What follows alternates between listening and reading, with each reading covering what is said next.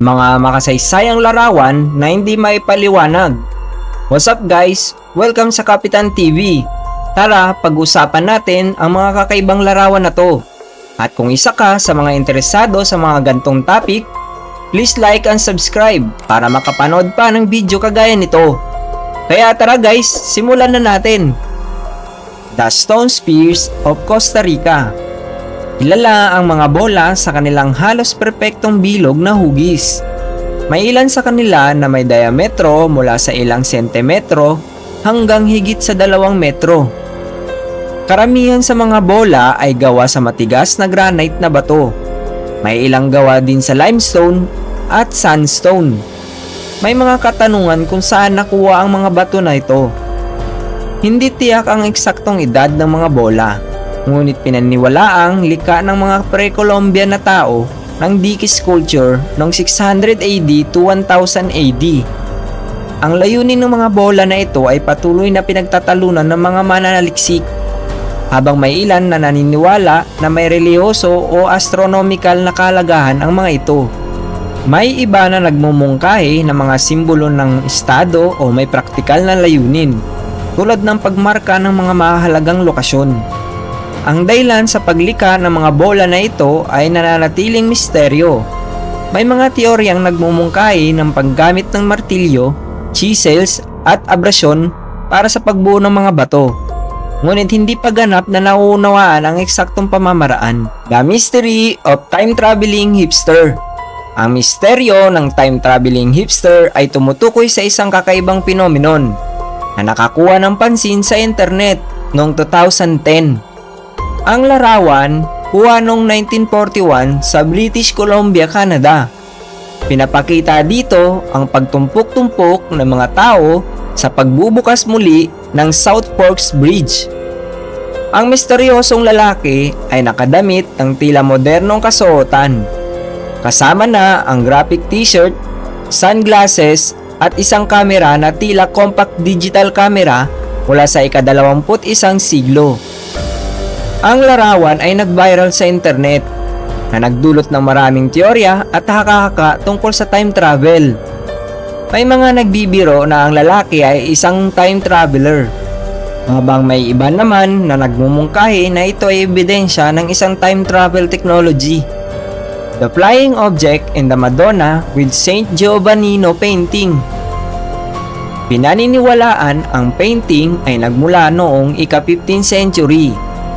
Sa itaas ng kanang bahagi ng painting ay makikita ang isang bilog na bagay na may madilim na gitna at may parang palabas na sinag. Ini-interpret ng ilan ang bagay na ito bilang isang UFO o flying saucer. Makikita sa painting ng Birhen Maria kasama ang sanggol na si Jesus at si San Giovannino, na posibleng si John the Baptist bilang isang bata. Ang misteryosong bagay ay naroroon sa likod ng langit, tila walang kinalaman sa eksena sa Biblia. Samantalang may mga nagmumungkahi na maaaring ituring ang bagay bilang isang sadyang representasyon ng UFO. May iba namang nagsasabing maaaring ito ay isang pangkaraniwang elemento ng simbolismo sa relihiyon o konbensyon sa sining. Maaari itong kumatawan sa banal na liwanag, isang simbolo ng presensya ng Diyos, o isang himala sa kalangitan. The 1964 Solway Firth Spaceman Photograph. Ang larawang ito ng Solway Firth Spaceman noong 1964 ay isang nakakaintrigang imahe na nagbibigay daan sa kakaibang interes at spekulasyon sa larangan ng UFO at paranormal. Kuha noong Mayo 23, 1964 ni Jim Templeton, isang bumbero at lokal historian ng Carlisle, Cumberland, England. Ipinapakita sa larawan ang anak na babae ni Templeton sa isang bukirin, at sa likod nito ay tila may isang figure na tila naka-spacesuit o kasuotang astronaut. Dinala ni Jim Templeton ang kanyang anak sa Burgh Marsh malapit sa Solway Firth para mamasyal. Binuhanan niya ng litrato ang kanyang anak na naglalaro sa bukirin. Sa pagdevelop ng mga litrato, napansin ni Templeton ang isang hindi naasahang nilalang na nakatayo sa likod ng kanyang anak sa isa sa mga kuha. Ang nilalang ay tila isang tao na nakadamit na puti, may suot na helmet at kamukha ng astronaut o spaceman. Sinabi ni Templeton na wala siyang nakitang ibang tao sa paligid nang kunan niya ang litrato. Inilahad niyang wala siyang nakikitang ibang tao sa oras na iyon. Ang litratong ito ay malawakang kumalat at naging usapin ng investigasyon. May mga nagmumungkahi na maaaring ito ay isang astronaut o isang military test subject. May iba naman nagpo-propose na ito ay extraterrestrial o paranormal. The Nazca Lines from Above.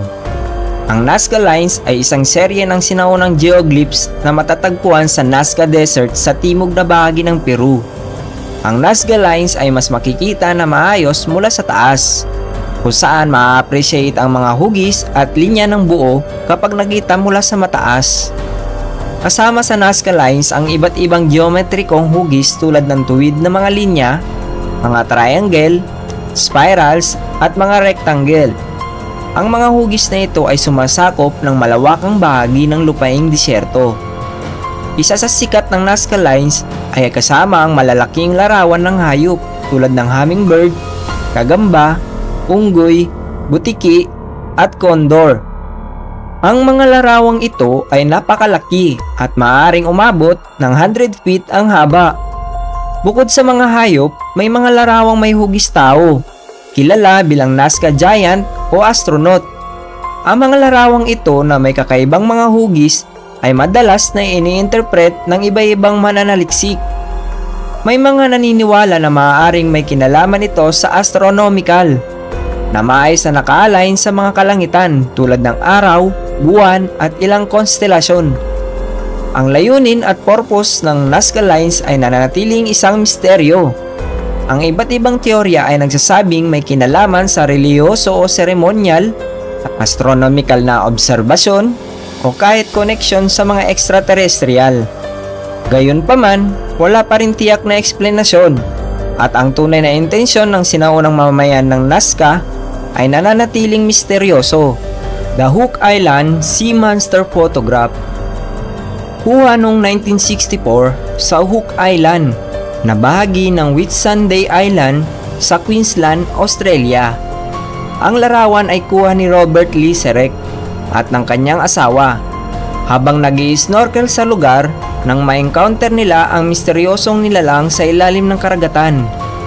Pinapakita sa larawan ng isang tila mahabang nilalang na may malinaw na ulo at leeg na lumalangoy sa mababaw na tubig malapit sa coral reef.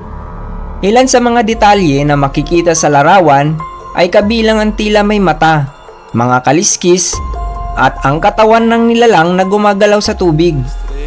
Ang larawan ay nagbunga ng interes sa mga nag-aaral ng cryptozoology at ang mga tagahanga na nagsasabing maaring ito ay isang hindi pa natuklasang uri ng hayop sa karagatan. The Patterson-Gimlin Bigfoot Film. Ang film ay kinunan noong October 20, 1967 sa Bluff Creek area ng Six Rivers National Forest sa Northern California. Si Roger Patterson at si Bob Gimlin ay nagmamaneho ng kabayo sa lugar ng kanilang masilayan ang misteryosong nilalang. Si Patterson na may dalang 16mm na kamera ang nagfilm ng mga 59 na segundo na eksena. Ang film ay nagpapakita ng isang malaking nilalang na naglalakad palayo mula sa kamera. Ang nilalang na kilala bilang Patty ay may mahabang mga braso at kakaibang paglakad. May ilang naniniwala na ito ay isang babaeng Bigfoot. Ang film ay naging laman ng kontrobersiya at debate mula nang ito ay ilabas. Ang ilang mga nagdududa ay nagtatanong sa kanyang katunayan. Itinuturing itong maaaring tao na may suot na costume. Bukod sa film, natagpuan din ang malalaking bakas sa lupa sa lugar na nagdadagdag sa alamat ng Bigfoot. Gayunpaman, ang ebidensyang mula sa mga bakas sa lupa ay dumaan din sa pagsusuri na may mga aligasyon na posibleng peking mga bakas at hindi malinaw na resulta. Sa kabila ng mga pag-usbong sa teknolohiya, ang Patterson-Gimlin film ay mananatiling isang misteryo. The Antikythera Mechanisms Complex Diagrams. Binubuo ang mekanismo ng serye ng mga interlocking gears at wheels Bawat isa ay may kalkuladong ngipin na nagpe-perform ng saktong functions tungkol sa astronomical. Ang harap ng aparato ay may ilang mga dial at scale na nagpapakita ng impormasyon tungkol sa mga posisyon ng araw, buwan at mga planeta, pati na rin ang timing ng mga eclipse. Ito ay maaaring mag-track ng iba't ibang mga sistema ng kalendaryo, kasama ang solar year, lunar year at metonic cycle, isang panahon ng 19 na taon kung saan ang mga phases ng buwan ay nag-uulit sa parehong mga araw ng taon. Ang aparato ay may umiikot na mga kamay at pointers na nagpapahiwatig ng mga posisyon ng mga kalawakan at nagpapakita ng iba't ibang astronomical na mga phenomena. Ang mga natirang pera-peraso ng Antikythera mechanism ay naglalaman ng mga inscription sa Griego na nagbibigay ng karagdagang impormasyon tungkol sa layunin at pag-andar ng iba't ibang bahagi ng aparato. Ito lamang ang ilang kwento ng mga misteryosong litrato na hindi maipaliwanag. Alright, maraming salamat sa panonood. Para makapanood pa ng video kagaya nito, please like and subscribe.